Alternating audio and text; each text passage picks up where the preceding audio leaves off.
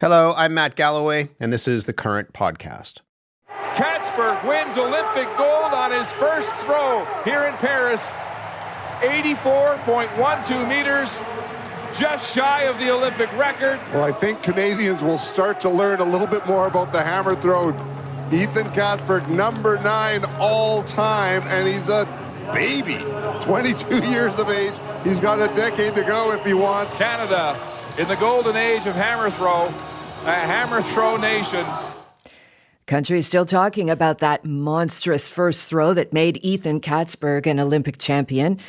But it's far from the only Olympic medal Canada's still basking in the glow of. Canadian athletes captured 27 medals total, 9 of them gold, making these our most successful non-boycotted summer games ever. Ethan is on the line, along with 2 other gold medalists, canoeist Katie Vincent and sprinter Brendan Rodney. Ethan, let's start with you. A golden age of hammer throw we just heard there. You and Cameron Rogers both picking up gold in the sport. People have compared you to Thor. There's so much love for this event now across the country. Tell us why Canadians are so good at hammer throw.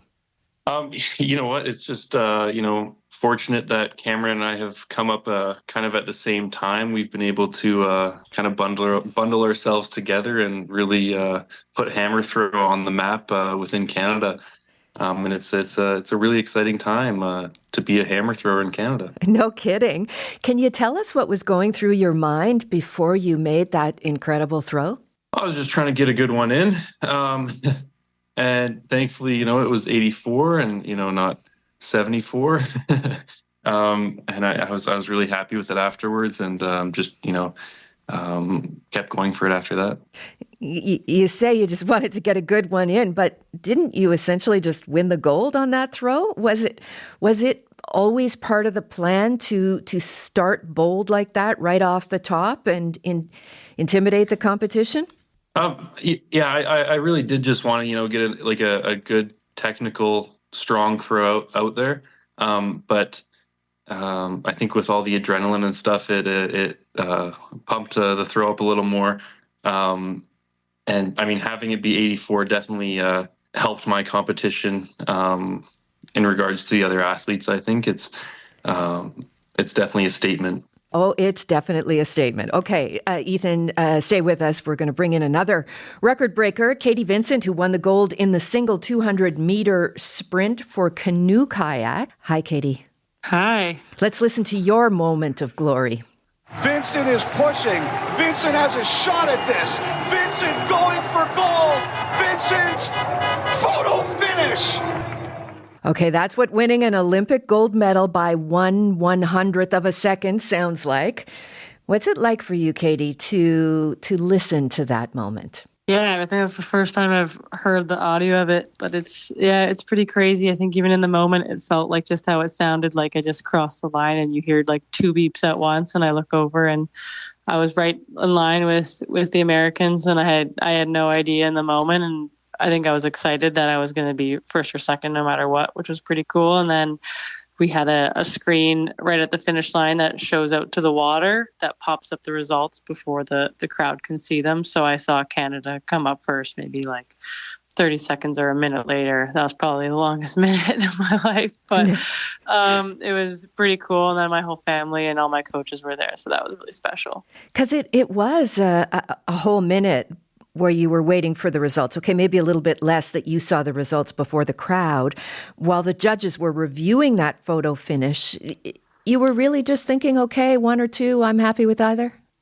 Yeah, I mean, the day before we got a bronze in the C2, and that was my second bronze medal, my second Olympic bronze. So I kind of just wanted to upgrade it going into the next day. So when I finished and saw that I was first or second, I was like, okay, I achieved my goal. I kind of set the bar. And then when it came up first, it was just like even more exciting and even better of a feeling.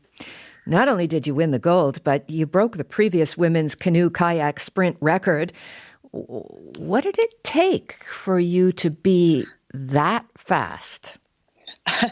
Yeah, that was definitely like the best race I've ever had. And like Ethan said, probably just the adrenaline of the moment and the excitement. Like that was a personal best by probably 0.6 or 7 seconds, which in a 200 is quite a bit. So I can only think of like once or twice I've gone under 45 seconds. So to go 44.1 on that in that moment and with no wind was pretty quick and pretty impressive, even for myself. So yeah, I have no idea. It's just like I just wanted it that day and was going to do everything I could to get across that line first.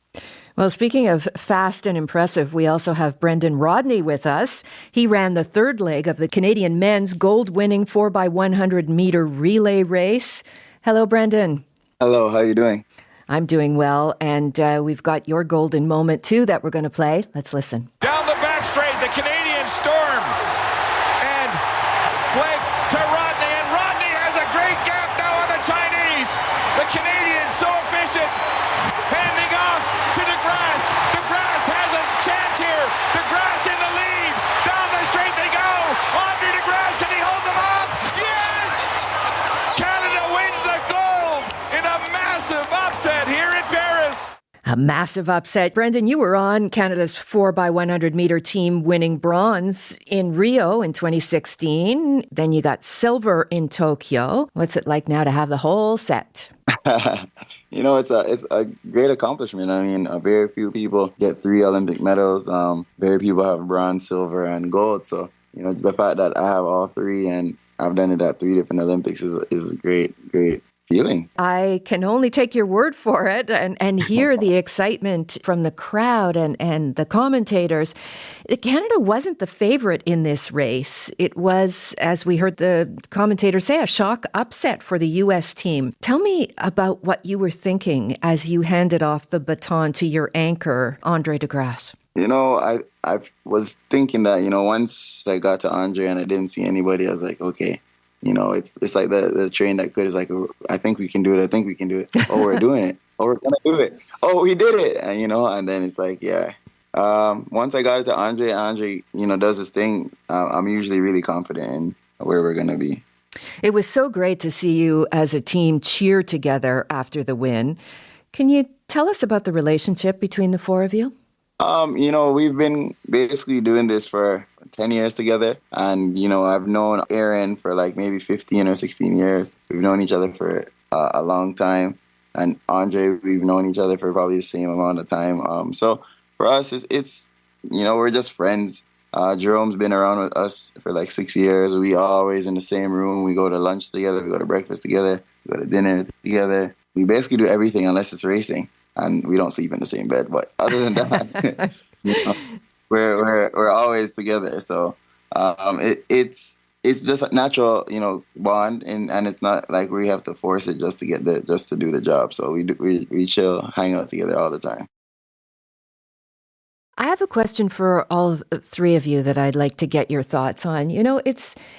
It's quite something to get your head around being having your personal best, and that is better than the very best in your sport in the world. But then it goes to another dimension when your whole country is watching and you're playing for your country. What is that like? Is that something that factors into your mind? Let's start with you, Ethan. Yeah, I mean, obviously competing, representing Canada is what we're training for, and the Olympics is our stage to show our best and do our best, and a big part of that is just to try to represent Canada well and do right by our nation, and try to grow the sport as we do that. And Katie, the canoe is a Canadian icon in so many ways. How do you feel about the whole idea of Canada watching you and cheering you on while you're doing your thing? Yeah, it's really special. And like Ethan said, I think we just want to represent Canada well, and knowing that, how important the canoe is to Canada as a country and our history, to take it to this point, to the Olympics. And, we're a pretty small, sport. So, the Olympics is our 1 week on TV every 4 years. So we want to make sure that we're showcasing our country well and our sport well. And, hopefully it encourages, more people to go to canoe clubs near them. They're all over the country. And, if we can keep increasing the number of people in our sport, we can keep enjoying, how incredible, all the lakes and rivers are around our country. Yeah. And Brendan, you're in one of the glamour sports. How are you thinking about those issues as you're in that big race at the Olympics? You know what we always say when we get into the relay, it's really for Canada. It's for the people back at home watching, so they are a part of this team that we have and this bond. So when we go out there, we just put the Canada on our chest and we try to represent at the highest level. So for us, it's really not any stress or any problems or any negatives we think about. We just think about trying to be our best for our country and those who are watching us on TV and supporting us from day one. Ethan, you were asked to be a flag bearer at the end of the games. What was that like? Yeah, I mean, that's that was probably the best way I could wrap up such an amazing Olympics, and not just from my end, but as a country, we did such an amazing job at these games. To be able to kind of bring it home in a way that was just such an amazing honor to be able to represent Canada, wave the flag around, and close out a great games. It was unbelievable. And you're the first Canadian to win a gold medal in men's hammer throw since 1912. You're also the youngest. How are you thinking about those two things? Yeah, I mean it's good to break that 112-year streak. That was a little too long. So it feels good to get that out of the way. And I mean, being the youngest is exciting, but I mean, we're all competing for the same thing. So I'm happy that I was able to do it. And Katie, you're the first woman ever to win a gold for Canada in the canoe kayak sprint.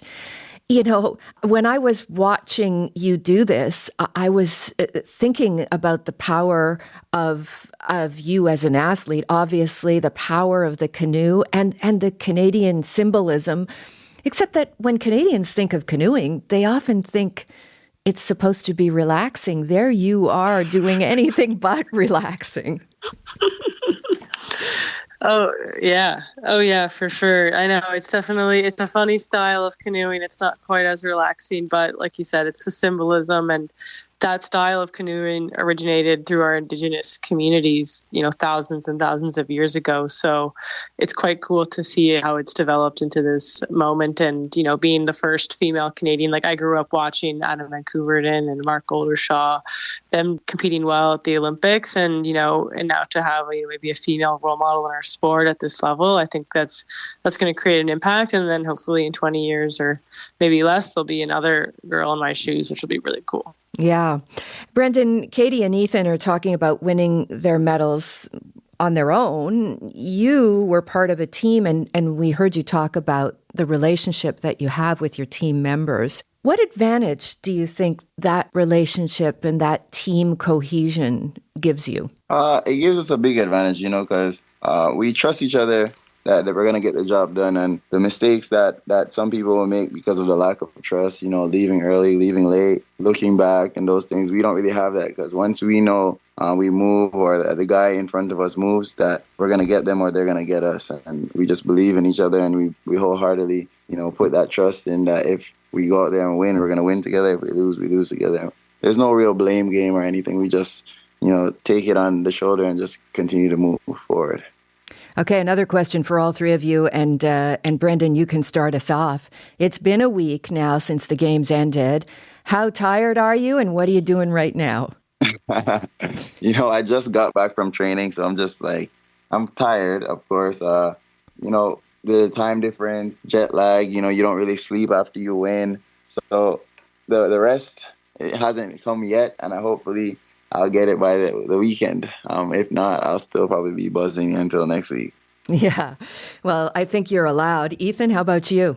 Yeah, for me, the rest is just kind of starting now. I mean, not so much rest, but recovery. I'm still in training and everything. So I'm just trying to catch up on my sleep and get the electrolytes going and try to get recovered as best I can. Katie?